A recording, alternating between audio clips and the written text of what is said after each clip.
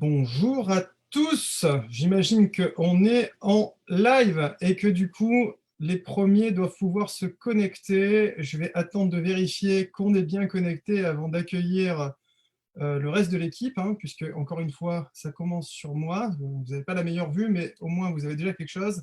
Je vérifie en connexion tout de suite si vous me voyez. N'hésitez pas à me faire signe pour me confirmer que vous avez bien le son et l'image et tout ce qui va avec.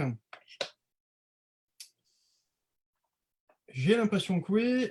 Eh oui, j'ai l'impression que oui, c'est parfait. Alors du coup, c'est parti.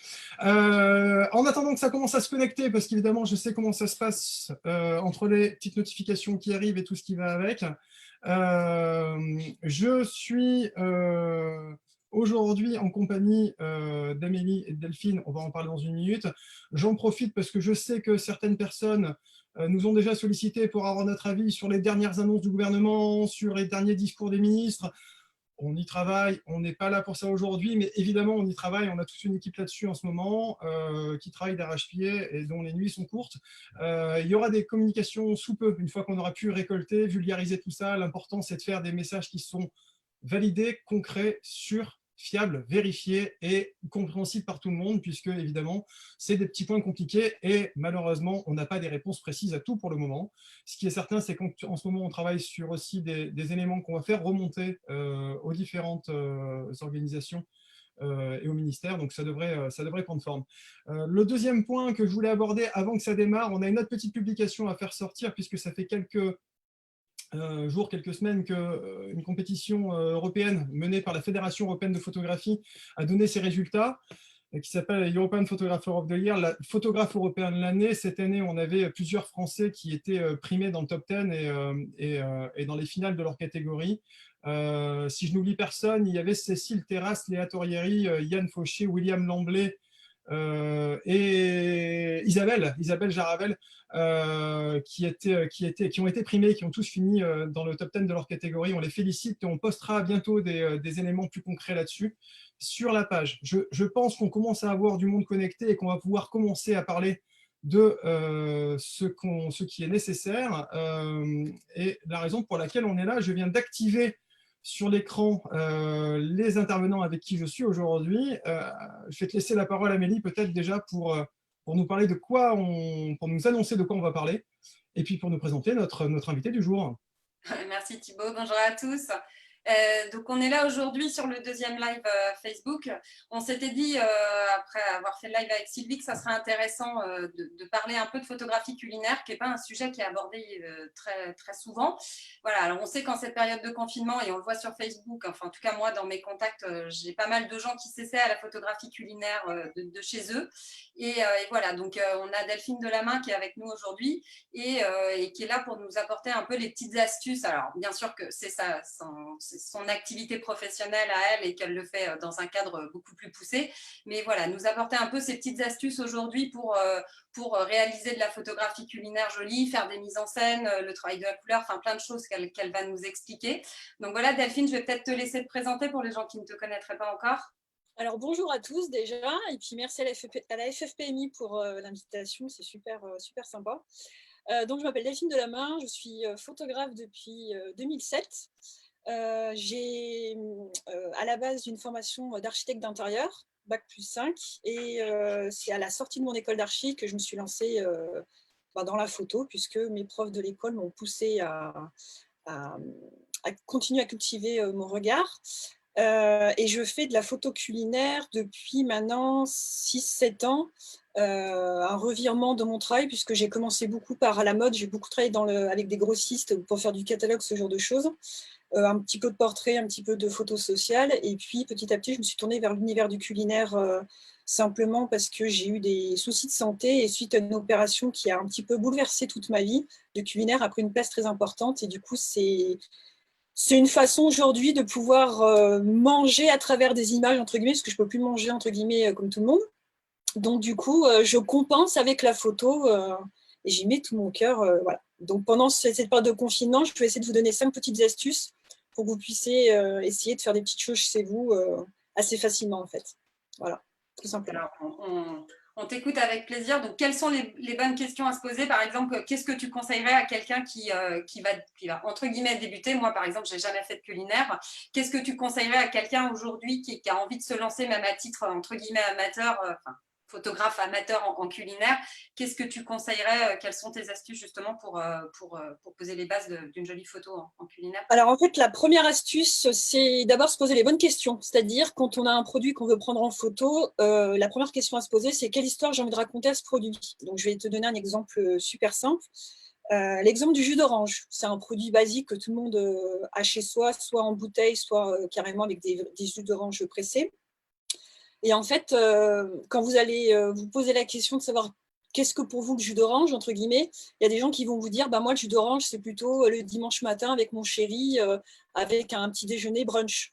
Il y en a qui vont vous dire, bah, moi, c'est le mercredi après-midi quand je fête un anniversaire, l'anniversaire de mon fils avec tous ses amis. Il y en a d'autres qui vont vous dire, bah, moi, le jus d'orange, c'est plus le soir à l'apéritif. D'autres personnes qui vont vous dire, moi, le jus d'orange, c'est plutôt à 3 heures du matin en boîte de nuit. Et en fait, en fonction de l'histoire que vous allez vouloir raconter avec le jus d'orange, donc avec ce produit, vous allez avoir en fait, vous allez répondre à, on va dire, 70% de votre image finale, puisque si je prends le, le, le jus d'orange en boîte de nuit, par exemple, je sais que l'ambiance, ça va être 3 heures du matin. Donc, si j'ai des lumières studio, ben, ça va être, on va être dans la pénombre. On va peut-être utiliser des gélatines. On va peut-être utiliser une boule à facettes. On sera sur une présentation qui sera beaucoup plus cocktail, donc un peu plus travaillée. Alors que si j'ai une présentation, genre le petit déjeuner au lit un dimanche matin à 11 heures du matin, ça sera peut-être plus en lumière naturelle, sur un lit avec un esprit beaucoup plus cocooning. Et donc, à partir de là, on va pouvoir déterminer sa décoration, sa lumière, sa composition. Et du coup, ça va répondre à la plus grosse problématique que vous allez pouvoir avoir pour raconter une histoire. Et la deuxième question à se poser tout de suite derrière, une fois que vous avez on va dire, votre speech qui est mis en place, c'est bien regarder le produit et les détails du produit, c'est-à-dire la couleur, la forme et la matière. Donc, savoir si je pars sur un jus d'orange qui va être en bouteille, si je pars sur un jus d'orange qui va être à partir du produit, fini, enfin du produit de l'orange en elle-même.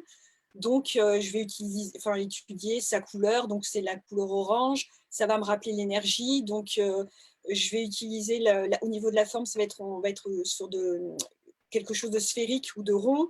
Je peux peut-être la couper en deux. Je peux peut-être regarder plus en détail sa matière, donc le côté un petit peu rugueux aussi. Et en fait, toutes ces petites précisions et toute cette observation, même si ça peut paraître un petit peu anodin, mais prendre vraiment le temps de regarder son produit et de se poser ces bonnes questions. Qu'est-ce que j'ai envie de raconter? Si c'est une salade, et ben voilà, une salade verte, qu'est-ce que j'ai envie de faire avec ma salade? Est-ce que je prends le produit tout seul? Est-ce que je fais une salade composée? Est-ce que ça va être une salade au cours d'un pique-nique? Est-ce que c'est une salade au cours d'un buffet pour un mariage? Donc, en fonction vraiment de l'histoire que vous voulez raconter du produit, vous allez répondre à une quantité de questions phénoménale au niveau de la décoration de la lumière. Donc, le plus important, c'est ça. Pour ma part, en tout cas, c'est comme ça que je fonctionne.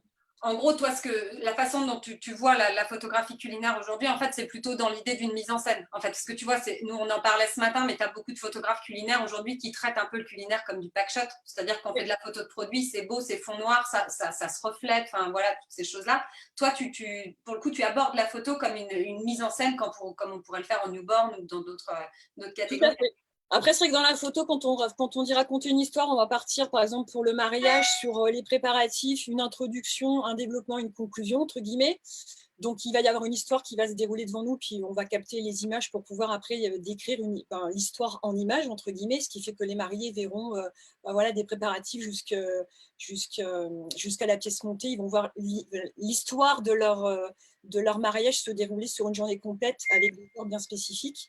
Dans le culinaire, moi, je prends le contre-pied de partir vraiment plutôt d'un côté artistique, parce qu'après, en fait, il existe autant de photographes culinaires qu'il existe d'histoires, entre guillemets.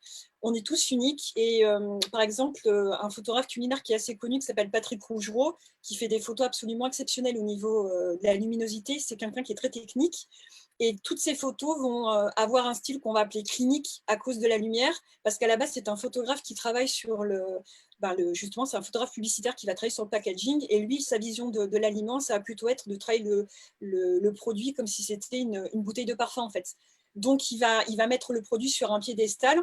Moi, après, la plupart des clients que j'ai, je travaille beaucoup avec le domaine de l'artisanat, donc les métiers de bouche et les métiers d'art. Donc, j'ai plutôt avoir une approche, on va dire, plus humanisante.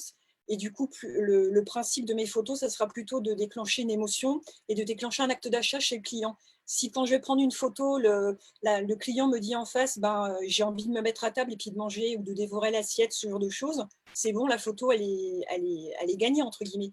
Alors que si je fais une photo qui va être plus dans du pack shot, pardon, ça sera plus de la photo qu'on va trouver dans des magazines, genre les Le Point, les Le Monde et compagnie. On ne va pas forcément s'arrêter dessus, ou alors on va la mettre dans son salon, puis on va dire « Oh là là, c'est beau, c'est magnifique », ce qui est le cas, mais on ne va pas forcément vouloir acheter le produit qui est mis en… Donc, c'est deux visions différentes, mais qui fonctionnent également. Après, moi, c'est un parti pris que j'ai pris personnellement, entre guillemets, donc, mais tout est faisable. Il n'y a pas de mauvaise… C'est lui d'ailleurs qui disait ça, qui disait qu'il n'y avait pas de mauvaise photo culinaire. Il y a surtout que des histoires à raconter, en fait. On a Jérôme Morin là sur le live qui dit mais quand on va chez des chefs, par exemple, on ne peut pas vraiment faire de mise en scène. Comment tu abordes ça? Alors, en fait, tout dépend de la demande du client. Donc, tout dépend le client que vous avez. Moi, j'ai des chefs qui m'ont déjà demandé de faire des photos de mise en scène. Après, on m'a demandé, donc c'est ce qu'on va appeler les photos d'illustration. Donc, ça va être plutôt des illustrations pour les menus, pour des magazines, pour des livres qui vont vouloir faire. Après, vous allez avoir la photo qu'on appelle clinique, c'est-à-dire la photo sur fond blanc, entre guillemets, sans mise en scène, sans rien, où là, c'est carrément, on va dire, une mise en scène de la lumière qu'on va faire. Donc, Jérôme a tout à fait raison à ce niveau-là. Tout va dépendre, en fait, de la demande de votre client. Mais généralement, moi, tous les chefs avec qui j'ai pu travailler jusqu'à présent, on a ce côté, je veux le produit classique, on va dire, sur fond blanc, et après, je veux le produit qui va me raconter une histoire. Après, raconter une histoire, c'est pas forcément non plus, quand on travaille avec des chefs, moi, ça m'est déjà arrivé de travailler avec un restaurant qui était semi-gastronomique l'année dernière sur Metz, et on faisait de la photo justement de plat, et à un moment donné, au lieu de prendre la photo sur sa table, avec simplement les couverts qu'ils avaient, j'étais avec mes stagiaires et j'ai pris une écharpe d'une de mes stagiaires qui était de couleur moutarde. La moquette était de couleur bordeaux, il me semble, et c'était un magret de canard qui nous avait fait dans une énorme assiette blanche. Et du coup, j'ai regardé le chef, il s'appelle Guillaume, et je lui dis, écoute Guillaume, est-ce que ça te dérange si je prends ton assiette, que je la mets au sol, donc sur la moquette par terre, et que moi je monte sur une chaise? Et alors il m'a regardé bizarrement, il m'a dit, mais moi je veux juste la photo de mon assiette. Et je lui dis, oui, mais je vais te faire une photo juste avec ton assiette. Et en fait, de par la composition de l'image, de par les couleurs, je lui ai fait une composition qui est super simple, mais avec un fond bordeaux qui rappelait la couleur sang, entre guillemets, qu'avait craché le magret de canard. Et le jaune moutarde venait apporter, il y avait des petits morceaux de pommes de terre, donc le jaune était un rappel. Et en fait, c'est des couleurs qui fonctionnent très bien ensemble. Et la manière dont j'avais disposé en fait le foulard de ma stagiaire guidait en fait l'œil sur le plat directement. Donc j'ai fait une simple mise en scène avec une écharpe et de la moquette. Et le plat du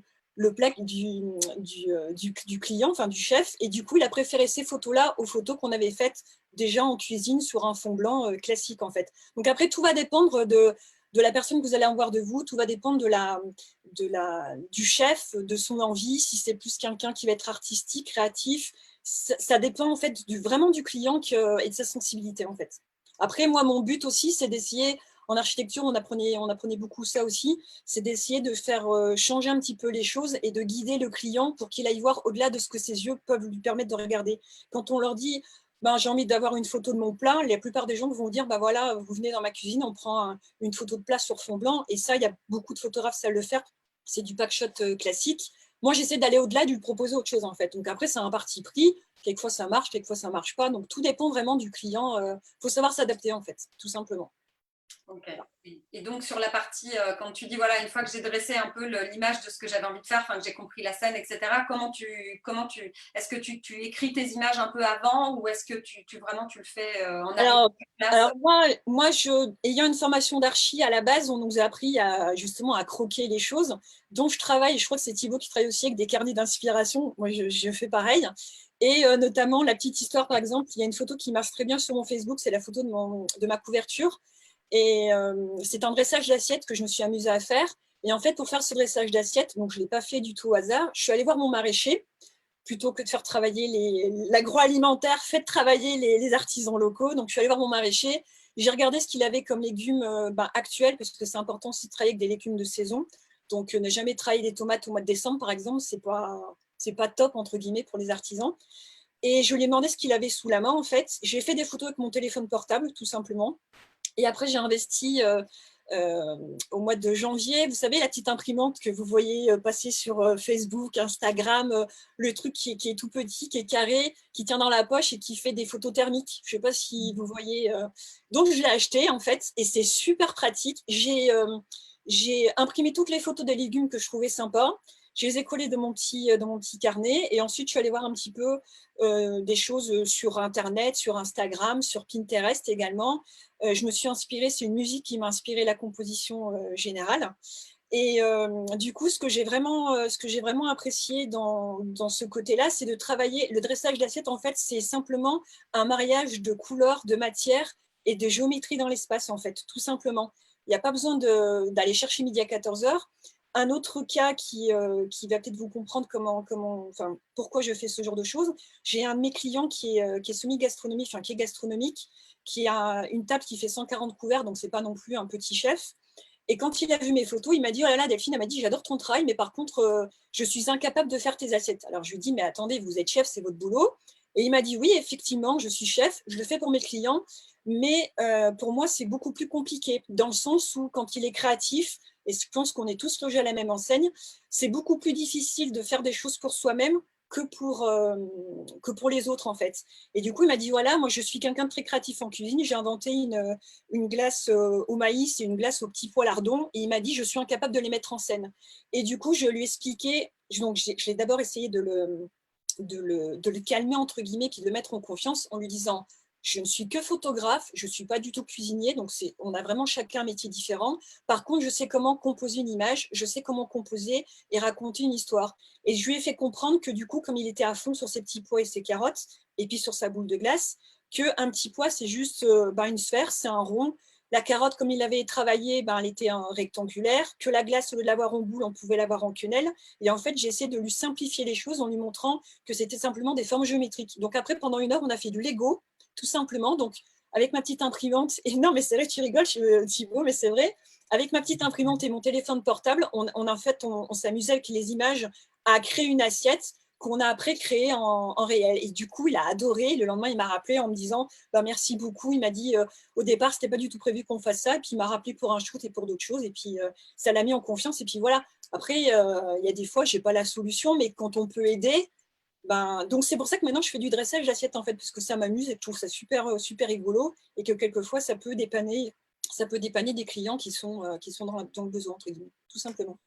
Oui, c'est absolument captivant et c'est rigolo parce que moi je ne fais pas du tout de photographie culinaire, mais tu as une approche et une démarche professionnelle qui est excessivement proche de la mienne, que ce soit au portrait ou au mariage.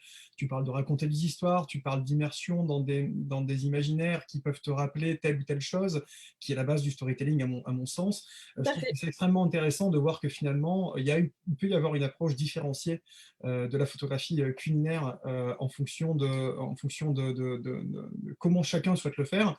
C'est-à-dire qu'au-delà du fait que on puisse dire la photographie culinaire est un art à part entière, est une discipline à part entière, au sein de cette discipline-là, il peut encore y avoir diverses façons de le faire.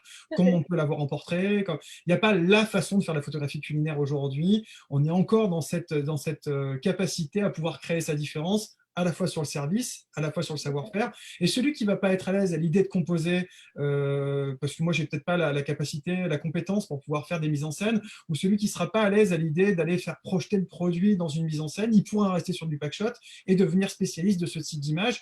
Et ponctuellement, ton client pourra avoir besoin de l'un, de l'autre ou des deux pour créer un truc. Et je trouve ça hyper intéressant. Avant de relaisser la parole à Amélie, je vois qu'elle a un truc à dire. Sur le live, n'hésitez pas à poser des questions. On a oublié de le dire tout à l'heure, mais Delphine a peut-être de répondre à vos questions et ça, c'est une bonne chose. Et donc, Amélie reportera aussi les questions qui ont été posées. Justement, je ne sais pas s'il y en avait, là, je n'ai même pas regardé, Amélie. Non, je les suis depuis tout à l'heure, là, je les regarde. En fait, il y a beaucoup de réactions parce que Delphine, pendant que tu parlais, j'ai fait dérouler un peu tes... J'ai dit Céline parce que je vois sur mon écran à côté. J'essaie de tout faire en même temps, tu vois. Voilà, et donc j'ai essayé pendant que tu parlais là de faire dérouler un peu tes images parce que je trouve que c'est bien qu'on apporte un peu de concret et que les gens comprennent ce qu'on dit quand on parle de mise en scène parce que voilà, c'est mieux de voir. Donc en fait, et moi je vais les remettre là à l'écran, Thibaut, si tu pourras les repasser parce que je trouve que c'est très parlant. Est-ce que tu pourrais nous parler un peu de la manière, je change de sujet, mais parler un peu de la manière dont tu arrives à avoir ce respect des couleurs parce qu'on sent bien à quel point les couleurs sont réelles et voilà, les images sont vraiment splendides. Les couleurs, c'est la vie. Ah oui, non, mais je suis d'accord. Et peu importe le type de photo que tu fais, je pense comme toi. Mais pour celles, quand on s'est déjà un peu essayé à la photographie culinaire, on sait à quel point c'est compliqué. Là, ils ont l'air presque vivants, tes aliments, tu vois. On sent le peps qu'il y a dedans. Et je me dis, est-ce qu'il y a une subtilité en termes de préparation, etc., pour réussir à avoir des couleurs comme ça? Alors en fait, pour avoir des aliments ou des légumes bien colorés quand vous travaillez, donc là je parle pour ceux qui sont au confinement parce que quand vous travaillez avec des chefs, c'est eux qui vont s'occuper des cuissons de tout ça. Mais chez vous, si vous voulez essayer, déjà sachez que tous les légumes verts, si vous voulez les prendre en photo, il faut les prendre crus et les passer sous l'eau froide, tout simplement parce que l'eau froide va réactiver en fait la chlorophylle qui se trouve dans les légumes et donc du coup un haricot vert aura vraiment la tête d'un haricot vert et il aura cette teinte bien verte. Après, moi, quelquefois, ça m'arrive de travailler avec des colorants alimentaires quand je fais des photos pour des commandes de clients, ce genre de choses, dans le sens où, par exemple, il y a un fruit qui est souvent utilisé en photo, c'est la figue. Donc, la figue, on a la figue rouge et la figue blanche. La figue rouge, on la trouve pas très fort. On la trouve dans une certaine période de l'année, mais on la trouve pas tout le temps. Genre, l'hiver, vous n'allez pas en avoir. Donc, du coup, si vous voulez travailler des figues en hiver et que vous les voulez rouges, en fait, vous coupez votre figue en deux et avec un colorant alimentaire, vous allez venir la peindre entre guillemets à l'intérieur pour apporter cette couleur un petit peu rouge. Après, il y a certaines couleurs que vous allez pouvoir avoir simplement parce que vous avez un peu de glycérine entre guillemets dans la pharmacie. Ça va venir apporter une certaine brillance et rehausser un petit peu les couleurs. Quand j'étais en architecture intérieure pendant mes études, j'avais commencé par faire de la photo de chantier et on avait un suivi sur la photo de chantier et j'avais remarqué, les instants que je préférais pour faire ces photos, c'était après la pluie. Parce qu'en fait, quand on travaille en extérieur, une fois qu'il pleut, les matériaux et la matière en général va imbiber l'eau, entre guillemets, comme si c'était une éponge. Et du coup, les couleurs, elles vont ressortir, mais vivantes. Je ne sais pas si vous avez déjà vu sur des chantiers des planches vous savez, les planches sur lesquelles les ouvriers marchent, elles sont d'un jaune qui est très sale. Une fois qu'il pleut et que vous revenez sur le chantier, elles sont d'un jaune, mais qui est d'une couleur extraordinaire. Et c'est vrai que moi, j'ai fait des photos de chantier, et les couleurs, elles sont... il y a des couleurs qu'on n'imagine même pas en fait sur un chantier tellement c'est magnifique. Et du coup, il faut avoir ce côté un petit peu, comme tu disais tout à l'heure, pour rebondir sur ce que disait Thibaut. En fait, ce que je mets en application dans mon travail de photographe culinaire, pour moi, en fait, c'est la base de ce que tout photographe, quelle que soit la discipline qui va expérimenter, doit savoir. Donc, il y a la couleur, pardon, savoir se servir du cercle chromatique, savoir jouer avec les couleurs, savoir leur symbolique, comment les doser, ce genre de choses. Donc, c'est quelque chose qui est hyper important. Sur la composition de l'image, pourquoi est-ce qu'on va cadrer comme ça, comment est-ce que l'œil va se diriger, ce genre de choses. Après, vous allez avoir l'importance de la lumière également, parce que littéralement, la photo, c'est le travail de la lumière également. Donc, pour avoir de vraies couleurs, on va travailler avec de la lumière, et qu'elle soit artificielle ou qu'elle soit naturelle, c'est exactement la même lumière. Après, c'est la qualité de la lumière qui va changer. Mais un exemple qui est très bon, c'est que j'ai fait une photo qui est une photo aussi qui est sur mon Facebook et sur Instagram, je crois. Je l'ai postée il n'y a pas très longtemps. C'est une photo d'une cuillère en argent avec une grenade qui a éclaté. Et je suis allée à une soirée il n'y a pas très longtemps, enfin avant le confinement. Et il y avait un chef qui était là, qui voulait travailler avec moi. Et quand j'ai voulu lui montrer mon portfolio, il m'a dit non, c'est pas la peine. Il m'a dit j'ai vu cette photo et il m'a dit je suis épatée parce que c'est la première fois que je vois une grenade avec la vraie couleur de la grenade. Et il m'a dit mais je comprends pas comment est-ce que tu as fait pour avoir cette couleur, la couleur d'une vraie grenade, parce qu'il m'a dit moi qui travaille beaucoup la grenade et qui la travaille au quotidien dans mon restaurant. Quand on la coupe en deux, c'est un fruit qui est comme pas le citron, mais la pomme, qui va tout de suite noircir au contact de l'oxygène. Et en fait, je lui ai expliqué que quand j'ai commencé à faire ma photo, je travaille souvent avec des formes géométriques en polystyrène Donc une grenade c'est rond, donc j'avais travaillé avec une sphère en polystyrène ronde. J'avais placé mes produits comme ça.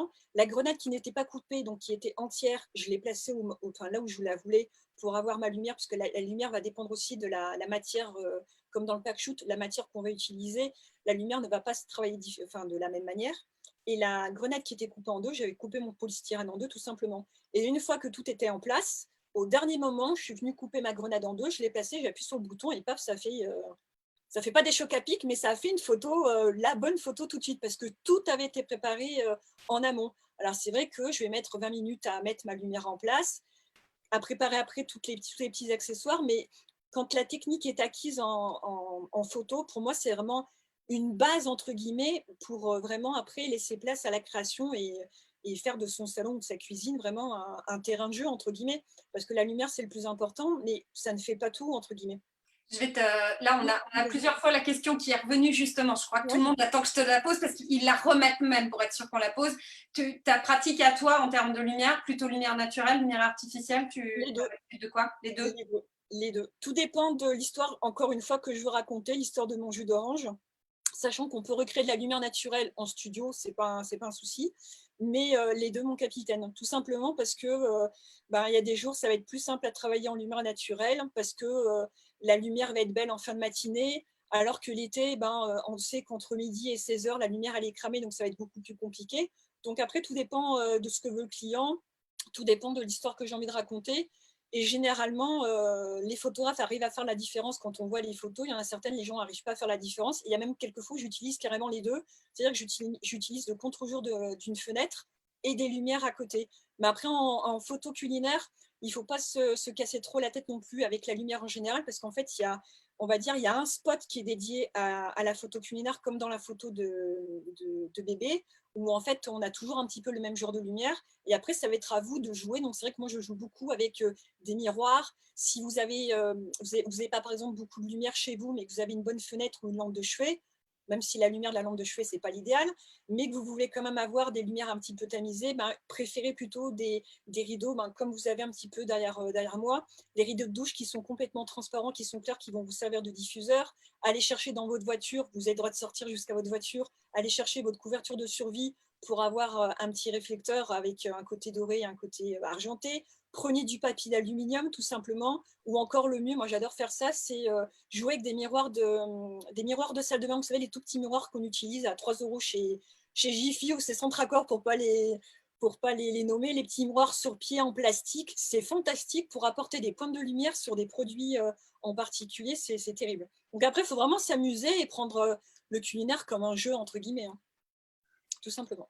Ok, on a une question là d'Aline qui demande si tu travailles plus sur de l'agroalimentaire ou surtout les chefs, les pâtissiers au niveau de ton Alors activité. moi, je travaille surtout pour le moment avec les artisans en général. Donc moi, ça va être plutôt des chefs, ça va plus être des petits artisans, ça va plutôt être des créateurs, entre guillemets.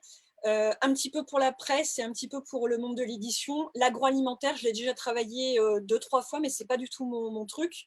Sachant que le travail de l'agroalimentaire, c'est avec Internet, avec Instagram et avec les blogs culinaires qui se mettent en place, il y a beaucoup de photographes maintenant qui cuisinent, font les photos et en fait, ils font tout de A à Z parce que c'est un gain de temps pour l'industrie agroalimentaire. Mais du coup, moi, je cuisine pas du tout, je suis vraiment que photographe. Donc, j'intéresse un petit peu moins les gens de l'agroalimentaire, ce qui est pas plus mal.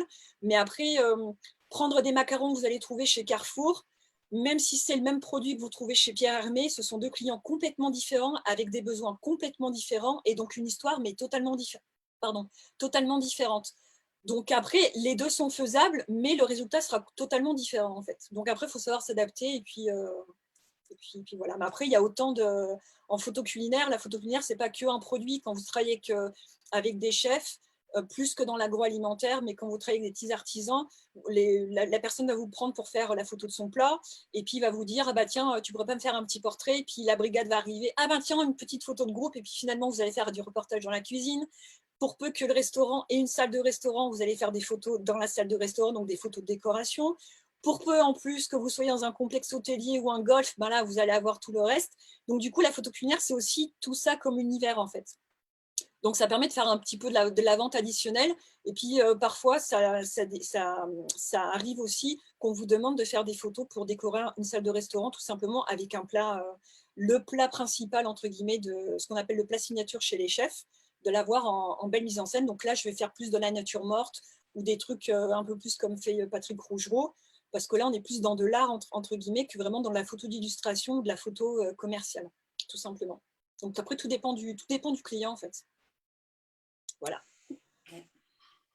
Thibaut, tu as peut-être une question? Voilà, pour l'instant, j'ai rien d'attendre sur le... Non, mais c'est hyper intéressant. J'avoue que moi, je n'avais pas de compétences dans ce domaine-là et j'étais content justement de pouvoir découvrir d'une certaine manière un univers que je ne connaissais pas et j'y retrouve énormément de choses qui font du sens pour moi. C'est pas un domaine dans lequel je vais forcément m'impliquer dans la mesure où je pense qu'il y a des gens qui savent faire ça mieux que moi et je vais pas aller sur leur marché. C'est pas le moment d'aller manger dans l'assiette de quelqu'un d'autre sans faire de vannes culinaires, mais réellement, je pense qu'aujourd'hui, c'est bien que ceux qui savent faire progressent là-dedans et que, par contre, sur mes projets perso, moi, de gâteaux que je fais avec ma fille, je prendrai plaisir à documenter ça d'une nouvelle manière Oui. et je suis très très content parce que j'essaye de faire ça à mon petit niveau et je me rends compte que c'est une vraie tendance là-dessus. Après, je ne sais pas si j'ai la compétence moi, sur la composition d'image, tout ça. J'ai peut-être pas la documentation là-dessus. Je ne sais pas bien par où commencer, mais voilà, je trouve ça extrêmement intéressant. Une règle qui va pouvoir te... C'est mon quatrième petite astuce, entre guillemets, justement, c'est sur la composition, c'est la magie du chiffre 3. Le chiffre 3 est juste exceptionnel dans la photo en général, dans l'art en général. C'est pour ça qu'on est trois. En plus, on est trois exactement, mais on utilise beaucoup, beaucoup le chiffre impair. Alors, pourquoi est-ce qu'on utilise le chiffre impair tout le temps, que ce soit quand on va composer un bouquet de fleurs, quand on va faire de la photo culinaire, même dans la photo en général, c'est toujours important de travailler avec des chiffres impairs pour la simple et bonne raison, en fait, que notre cerveau, en fait, il trie deux par deux. Quand il va voir des choses paires sur une photo, il va les trier deux par deux. Et ensuite, une fois qu'il les a triées, il va passer à autre chose. Donc, il ne va pas s'arrêter dessus.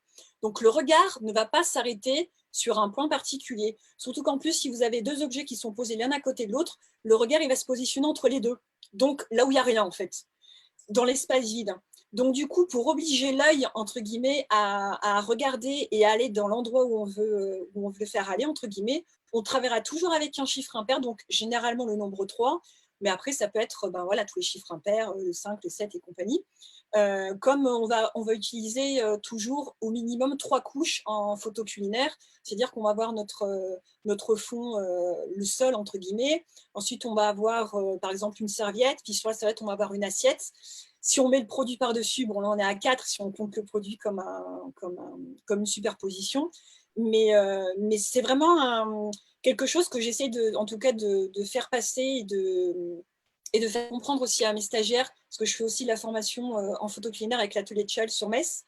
Et c'est vrai qu'ils ont beaucoup de mal quelquefois à comprendre. Et ce que j'aime bien, c'est que quand on va directement chez un client, donc chez un chef par exemple, j'ai souvent les stagiaires qui leur disent « Ah, mais pourquoi il n'y a que 3 patates dans l'assiette ?» Et en fait, il leur dit parce que le chiffre 3, c'est le chiffre entre guillemets de la beauté et parce que c'est un triangle, à savoir que dans l'histoire de l'art, amusez-vous, bon, peut-être pas en confinement parce que c'est compliqué d'aller dans les musées, mais si vous vous arrêtez dans des musées, que vous allez du côté des natures mortes, entre guillemets, amusez-vous à regarder une nature morte et à chercher la forme géométrique. Une nature morte, quelle que soit la nature morte employée, on partira toujours d'un triangle, donc avec un point culminant et deux sur les côtés. Et un triangle, bon, c'est encore 3 points entre guillemets, mais à la base, quand vous apprenez à faire comment on appelle ça, du dessin, entre guillemets, on va vous apprendre toujours le triangle, à dessiner de votre base un triangle, en fait. Et puis, le pichet, entre guillemets, sera dans le fond, parce qu'il sera beaucoup plus haut. Puis sur le côté, vous allez dessiner les angles, entre guillemets, de votre triangle, avec des fruits un petit peu plus petits, ou faire peut-être un petit peu dans le genre des Dalton, ce genre de choses. Mais du coup, on utilise toujours, en fait, ce côté un petit peu impair que les gens ont souvent tendance à oublier. Après, en fonction des cultures, en fonction des religions, c'est comme les couleurs, ça a des significations particulières. Chez un fleuriste, si vous lui demandez pourquoi il utilise des chiffres impairs, il aura encore une autre définition que la même parce qu'il y a le langage des fleurs qui va rentrer en compte. Esthétiquement, de toute manière, le 3, c'est le chiffre de la beauté, entre guillemets. Donc voilà, donc ça, c'est toujours quelque chose à prendre en considération quand vous faites votre construction de photos.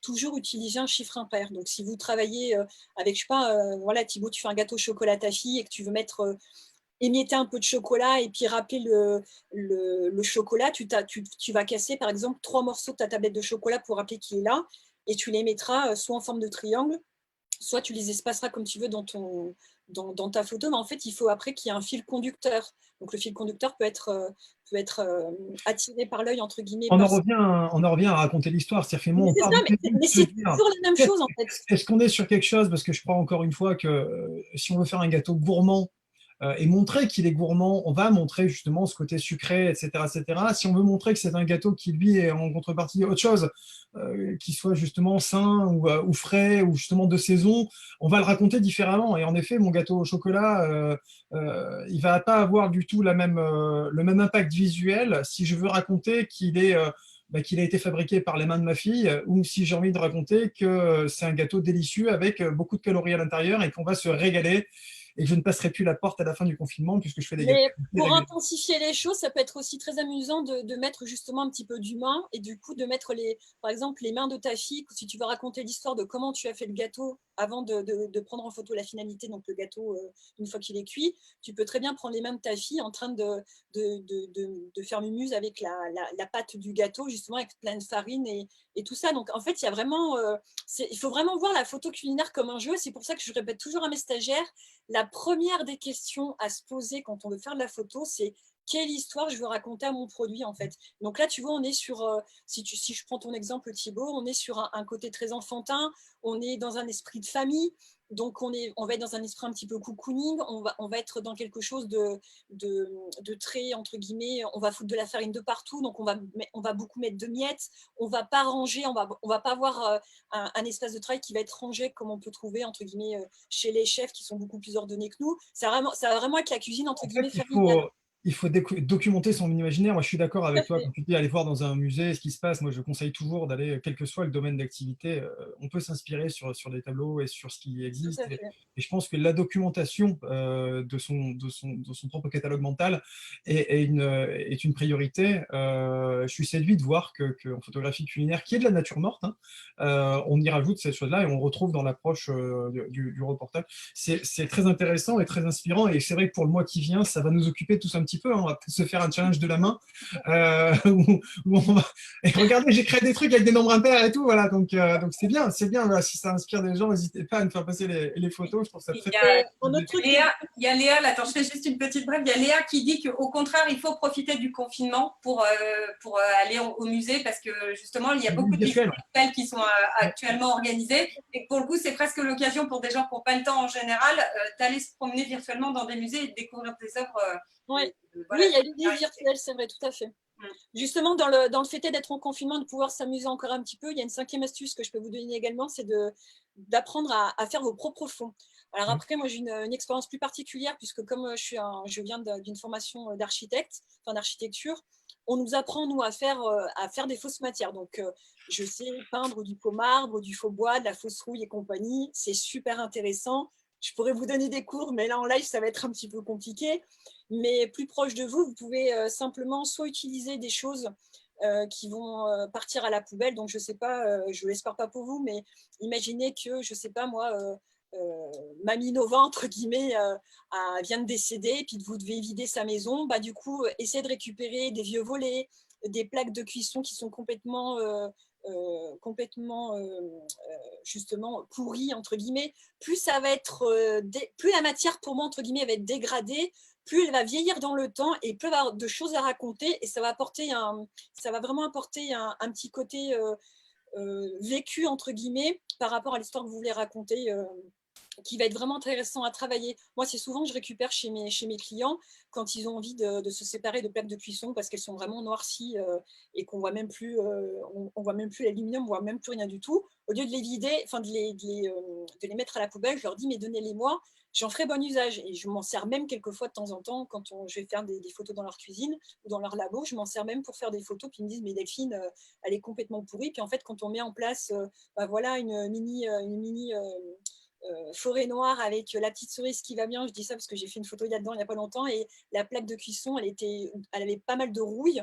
Elle était un peu bleutée, un peu verte. Il y avait du vert, ce qu'on appelle de vert de gris sur la rouille.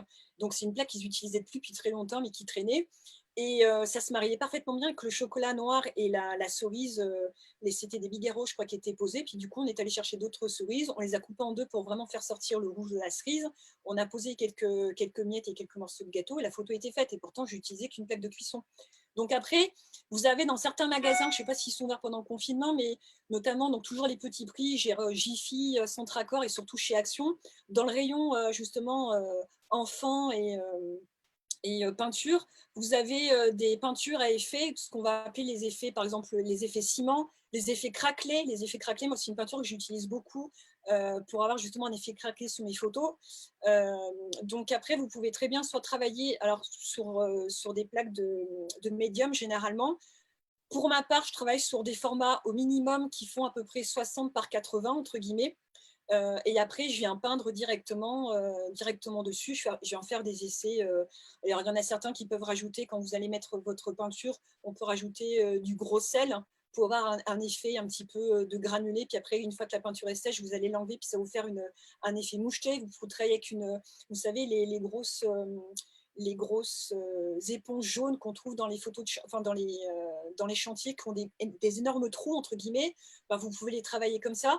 Généralement, on va toujours travailler le pourtour de votre fond de manière assez foncée et venir en fait avoir un centre un petit peu plus clair en fait. Après, c'est une des manières, mais après, vous pouvez très bien travailler des fonds clairs, des fonds plus foncés sur votre plan de travail directement. Donc, ça dépend. Si vous avez de la lasure qui vous reste pour vos volets ou quoi que ce soit, puis vous avez un vieux planche en bois, il vous reste des planches, bah, allez-y, faites-vous plaisir. C'est comme un vieux jean aussi. Alors, je sais que pour vieillir les jeans, généralement, ils les mettent dans des... je ne vous conseille pas de le faire avec votre machine à laver parce que vous allez avoir des problèmes, mais on les met généralement avec des pierres qu'on passe dans la machine à laver pour vraiment vieillir le jean. Ça m'arrive aussi d'utiliser des vieux vêtements. Tout dépend de la matière que vous voulez travailler et de comment vous voulez la travailler en fait. Moi, je sais que j'aime beaucoup le côté un peu vintage des choses. Donc, c'est vrai que mon garage, il ressemble plus à un magasin. C'est un mélange entre Ikea, Emmaüs, Les Puces, Casa, enfin tout ce qu'on peut travailler, tout ce qu'on peut trouver.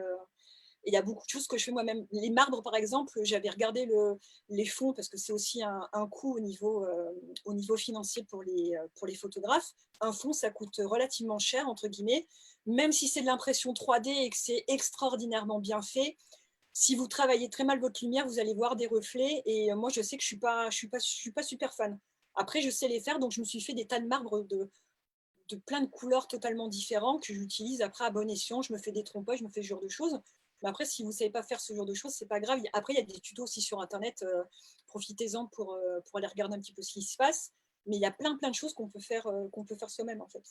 Et alors, concernant la vaisselle, parce que moi, je me dis, OK, tu viens de parler des fonds, enfin voilà, tout ça, je sais bien. Mais moi, ce qui m'intéresse, c'est parce que tu vois, moi, j'ai un service vaisselle. Donc, si demain, je me lance dans la photographie culinaire, c'est toi qui es force de proposition et tu en as en effet plein ton garage, ou comment ça se passe dans les restos, ils te fournissent la vaisselle, comment tu as tous les Alors, dans les restos, généralement, tu travailles avec la vaisselle qu'ils te fournissent eux, sauf après demande spécifique si, je sais pas, ils veulent un plat pour Noël ou un plat pour une fête en particulier où là, tu vas ramener un petit peu de ton matériel. Mais généralement, tu travailles avec leur vaisselle, sauf demande particulière. Donc, moi, j'en prends toujours un petit peu avec moi parce que j'ai toujours droit à des ah, ben tiens, j'ai pas pensé à ça. Ah, ben tiens, on a oublié. Donc, voilà, donc ça, faut le prévoir. Mais c'est pas trop la vaisselle qui va faire que, c'est surtout des accessoires. Moi, je travaille avec beaucoup de foulards, beaucoup de mouchoirs, beaucoup de serviettes, beaucoup de torchons, beaucoup de plateaux, beaucoup de cuillères, de vaisselle. Donc, avant d'acheter, il faut d'abord récupérer tout ce qu'il y a chez papy, mamie, parce qu'ils ont plein de trucs assez extraordinaires. Mais après, pour débuter la photo en général, un exercice moi que je fais et que je fais faire à mes stagiaires maintenant, parce que du coup, à la base, c'est un exercice qui n'était que pour moi, que je faisais moi-même, et ça a plu à mes clients. Le principe, il est super simple. C'est que je vais chez mon pâtissier, un jour où j'ai pas de travail, où je m'embête, entre guillemets, ça m'arrive. J'achète une pâtisserie et pour m'entraîner, en fait, quelle que soit la saison et quelle que soit l'heure de la journée, je me dis, tiens, aujourd'hui, je vais travailler sur le contraste, par exemple. Et du coup, je m'oblige à partir avec juste un objectif mon boîtier et simplement la pâtisserie. Et du coup, je vais m'entraîner avec ce qu'offre comme studio, entre guillemets, en grandeur nature, la nature en général. Je vais m'amuser à aller prendre en photo des macarons ou un gâteau que je vais poser au milieu d'un rond-point. Ça m'est déjà arrivé. J'ai fait la photo d'une religieuse. J'ai un ami pâtissier qui avait fait une religieuse. Donc, c'est les deux choux qui sont superposés l'un sur l'autre. Un truc super classique qui était, il était jaune avec, je ne sais plus ce que c'était exactement les goûts. Je crois que ça devait être mangue, myrtille, peut-être, je ne sais plus. Enfin bon, il était jaune. Enfin, il y avait un appât jaune et il y avait une sorte de pétale violine dessus. Et ben, le chou était tellement travaillé qu'il m'a rappelé des rochers. Et du coup, quand vous n'avez pas de fleurs parce que c'est pas la saison, promenez-vous dans votre ville et puis allez sur les ronds-points, notamment devant les mairies. Ils ont toujours des super jardinières bien fournies. Les gens vous prennent un peu pour des grands malades mentaux parce que c'est vrai qu'ils font souvent plusieurs fois le tour du rond-point. Après, moi, je me suis renseignée que la gendarmerie de chez nous, et visiblement, il n'y a rien qui empêche un photographe d'aller prendre des photos culinaires dans des fleurs tant que vous faites attention. Et en fait, le principe, c'est pour mon chou jaune, par exemple, le jaune et le violet, ce sont des couleurs qui sont complémentaires. Et justement, il y avait plein de pétunias violets sur ce.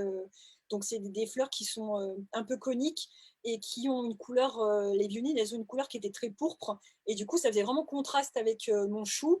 Et de l'avoir posé au milieu de ces fleurs avec ce gros rocher, la photo fonctionne parfaitement bien. Et c'est vrai que les stagiaires ont souvent du mal à faire ce genre d'exercice. L'année dernière, toujours pareil, à Metz, on avait fait une tarte aux agrumes dans un jardin botanique. Il venait de pleuvoir, justement, il venait de s'arrêter de pleuvoir, donc il faisait gris, donc la lumière n'était pas extraordinaire, mais elle était quand même sympa. Et pareil, on était sur des agrumes qui étaient crus.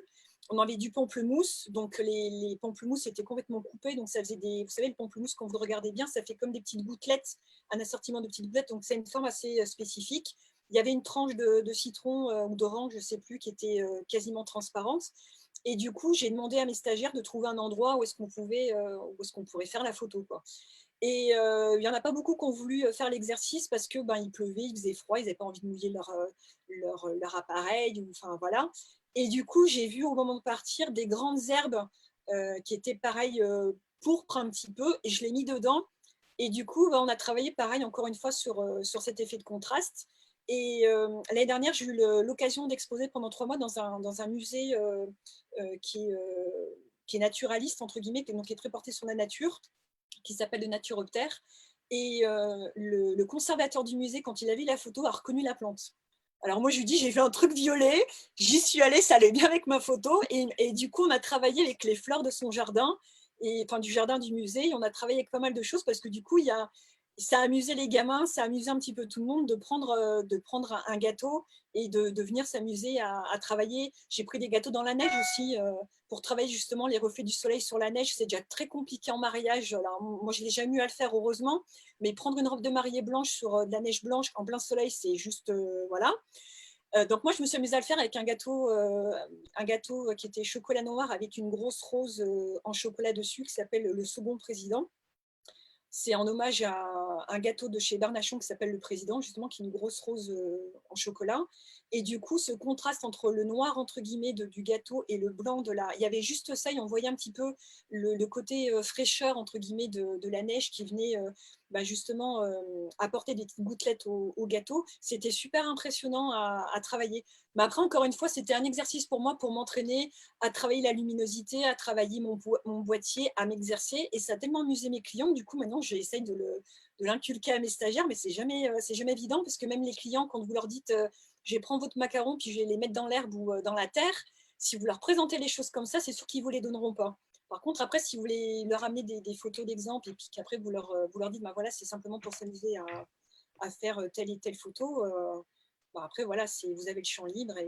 Et voilà, donc il faut vraiment prendre la photo culinaire comme un jeu, en fait. Enfin, en tout cas, pour moi, c'est un vaste terrain de jeu. Voilà, tout simplement.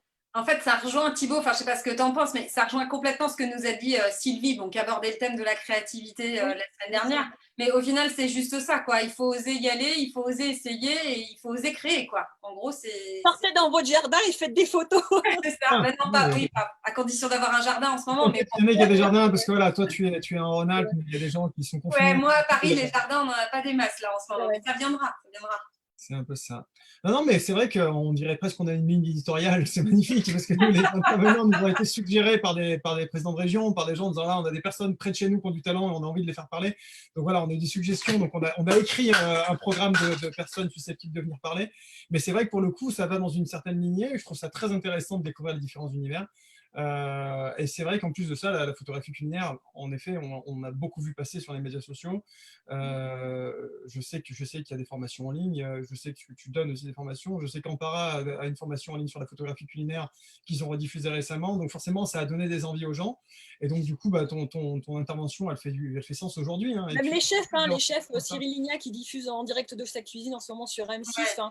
Tous les chefs sur Instagram, ils sont tous avec leur téléphone portable en disant regardez ce que je suis en train de faire. Tout le monde s'y met, ce qui est tout à fait normal. En même temps, on a tous envie de continuer à bosser, on a tous envie d'avoir du contact Exactement. avec notre audience en permanence. Et puis moi, ce que j'ai aimé dans ton intervention, c'est qu'on revient, on remet notre rôle d'artisan au centre du débat, c'est-à-dire qu'on ne se contente pas, encore une fois, d'appuyer sur le bouton.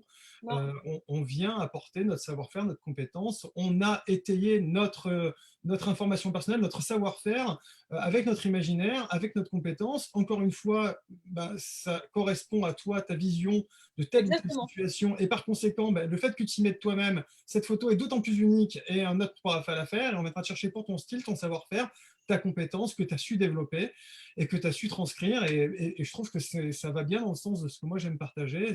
C'est le fait de progresser dans ce qu'on sait faire, mettre de soi-même dans ses photos. Et autant Sylvie nous disait la dernière fois que la créativité était quelque chose qui était aussi inné pour elle, où ça venait, et voilà, elle se laissait inspirer. Mais finalement, ce que tu nous dis aujourd'hui, c'est encore un petit peu de ça, et aussi beaucoup de travail, hein, parce que tu parles de savoir-faire aussi. Voilà, tu nous encourages à mettre des cochonneries dans nos garages, et ça, je vais en parler avec ma femme, parce que moi, elle n'arrête pas de se plaindre que je récolte des trucs, voilà. Mais non, non, mais réellement, voilà, c'est une approche qui est très, très intéressante, que moi, je découvre majoritairement, et qui, j'espère, aura intéressé un maximum de gens. Je ne sais pas si on avait des dernières questions. En fait, il y en a, Delphine, il y a des questions, mais je pense que dans la thématique de ce qu'on avait prévu d'aborder aujourd'hui, ça ne colle pas. Il y a énormément de gens qui te demandent au niveau de ta tarification par rapport aux artistes, tu vois, avec un petit artisan, avec des chefs, etc. Mais je voulais dire aux gens que je les avais bien lus, mais que malheureusement, je pense que ce n'était pas l'objet du live qu'on avait. Voilà, je pense que c'est plus pratique et ça a plus à voir avec ton activité. À la limite, juste pour dire un mot, au niveau de la tarification, en fait, je pense que c'est comme dans dans n'importe quel, on va dire, thème qu'on va mettre en pratique dans la photo. C'est que moi, me concernant, c'est soit un tarif à la demi-journée, soit un tarif à la journée. Quelquefois, ça peut être un tarif à la photo, mais ça, c'est plus dans le domaine du backshot, entre guillemets. Mais généralement, comme je fais beaucoup de mise en scène et compagnie, c'est soit une demi-journée, soit une journée complète de travail. Donc, après, les gens se rendent bien compte de ce qui se passe. Après, on peut pas faire... Moi, je parle uniquement encore pour ma paroisse, uniquement par rapport à comment moi je vois les choses et à une certaine perfection qui, encore une fois, reste uniquement la mienne. Je ne suis pas là voilà, je ne vais pas prêcher un évangile ou quoi que ce soit, mais c'est ma manière à moi de fonctionner. Donc, après, j'ai essayé quand j'ai débuté de faire des tarifs à l'heure, entre guillemets, mais ça revient tout de suite très cher aux clients. Mais de faire des forfaits, entre guillemets, à la demi-journée ou à la journée, comme dans la plupart des photos. Après, il n'y a pas de tarif. Il n'y a pas un bon tarif, il y a le tien, quoi. Voilà, il y a le mien, c'est comme par rapport au matériel. Quand les gens me disent, mais avec quoi qu'est-ce que tu utilises comme objectif, qu'est-ce que tu utilises comme matériel, c'est pareil. Moi, je suis nikoniste à la base, donc là, le dernier que j'ai, c'est un D850 parce que pour ce que je fais, ça va très bien. L'objectif que j'utilise le plus en culinaire parce que j'aime cet objectif-là, c'est le 105 macro. Après, j'en utilise d'autres, mais j'ai des copains qui vont travailler avec des 24-70. Tout dépend en fait de la sensibilité, de l'émotion que vous allez avoir. Donc, je peux toujours donner des tarifs et je peux toujours donner à mes stagiaires, je les donne dans mes tarifs, je donne même mes contrats et compagnie, c'est pas un souci. Alors là, je suis blanche comme neige à ce niveau-là parce que je pars du principe que le gâteau il est tellement gros qu'il y a vraiment à boire et à manger pour tout le monde. Donc, il n'y a pas besoin de cacher ou de minimiser ce genre de choses. C'est très ouvert. Après, il y a les champs des métiers qui sont là aussi et même la FFPMI qui sont là également pour vous apprendre à quantifier votre travail, à faire un tarif, parce que pourquoi moi je suis arrivée à ce tarif-là, c'est peut-être aussi par rapport à l'expérience que j'ai, par rapport au travail que je donne, par rapport au matériel, à l'amortissement que je vais faire dans mon travail. Donc, il y a plein de choses qui vont rentrer en considération, comme quand on me demande à quelle ouverture je vais travailler, le temps de seconde et compagnie. Tout va dépendre de la luminosité, voilà, de l'âge du capitaine, enfin, de ce genre de choses, en fait. Donc, c'est propre à chacun, j'ai envie de vous dire. C'est pour ça que avoir les bases de la photo, entre guillemets, techniquement parlant, c'est très bien. Avoir les notions, entre guillemets, qu'on va dire la notion théorique de la photo, c'est-à-dire savoir gérer ses couleurs, travailler avec une charte de gris, travailler avec une charte de couleurs comme on fait de la photo culinaire, comme dans la mode, mais savoir voilà, que si vous voulez mélanger telle et telle couleur, ça va plus fonctionner que si vous en mélangez d'autres. Avoir une certaine culture de l'image, tout ça, c'est des choses qui font vraiment partie pour moi de la base du savoir. Et du coup, avant de savoir courir, entre guillemets, il faut d'abord apprendre à marcher. C'est comme les bébés, tout simplement. Donc, c'est peut-être un petit peu chiant au début, c'est peut-être un petit peu laborieux. C'est pour ça qu'il y a des formations qui existent. Après, les gens, ils peuvent très bien aussi essayer tout et n'importe quoi de leur côté. C'est pas... Au contraire, il faut vraiment tester et s'amuser. Tester et amuser. En effet, je pense que, évidemment, encore une fois, c'est le discours qu'on tient. Je n'ai pas précisé encore aujourd'hui, mais c'est vrai qu'aujourd'hui, nous, on intervient, on donne la possibilité aux gens d'intervenir sur l'antenne qui est celle de la fédération. Après, c'est chacun sa vision et tout ce qui est dit ici n'est pas sous notre contrôle ou même sous le contrôle de la fédération. On est sur la partie un peu animation où on essaye d'échanger et de créer du partage. Et évidemment, je pense qu'il faut que chacun apporte ce qu'il a apporté avec sa compétence et son savoir-faire. Je ne sais pas si tu auras 5 minutes pour jeter un œil aux questions. Je pense qu'il y a des questions spécifiques auxquelles tu veux répondre dans les commentaires parce qu'en effet, comme tu avais défini un petit peu un axe que tu voulais aborder aujourd'hui, même si on sait que tu es totalement transparent, tu partages absolument tout et c'est fabuleux. Voilà, si tu as 5 petites minutes pour les répondre à d'éventuelles questions, ce serait gentil. Il y a quelques commentaires dans ce sens-là. Parce que sinon, j'imagine que si on continue comme ça, tu es bavarde, je suis bavard, Léa va certainement être bavarde aussi bientôt. Et donc, du coup, ça veut dire qu'on va rater l'apéro, et vu que tu nous as parlé de nourriture, forcément, on est tous affamés. Donc, je propose à tout le monde de faire une photographie de saucisson ce soir avec un verre de vin. Mais pour l'instant, on va laisser d'en profiter un petit peu. Et c'est vrai, voilà, Amélie, est-ce qu'on avait des choses à rajouter Non, nous, déjà merci Delphine d'avoir accepté notre invitation, c'était vraiment top. Non, moi je voulais juste dire à tout le monde qu'on sera là jeudi soir à 17h, que justement Pierre a mis un petit message en commentaire de ton intervention en disant en effet, la lumière, la composition et les couleurs, c'est la base, sont les ingrédients d'une bonne photographie. Et c'est justement un peu la thématique de ce que lui a prévu, la thématique de son intervention de jeudi soir. Donc, je voulais juste dire à tout le monde qu'on avait Pierre Delaunay comme invité jeudi soir avec Thibaut et que c'était à 17h au même endroit. Voilà. Même endroit, 17h, jeudi. Merci beaucoup Delphine, c'était passionnant. Je crois que tous ceux qui nous suivent ont trouvé ça passionnant aussi. Et vraiment, c'était vraiment génial. Merci pour ce partage, merci pour toute cette passion et cette énergie que tu nous as transmis. À jeudi avec Pierrot Delaunay, que du bonheur. Et puis à bientôt. Merci à tous ceux qui nous ont suivis et qui ont partagé cette vidéo. Et merci à vous. À bientôt. Bye. Merci.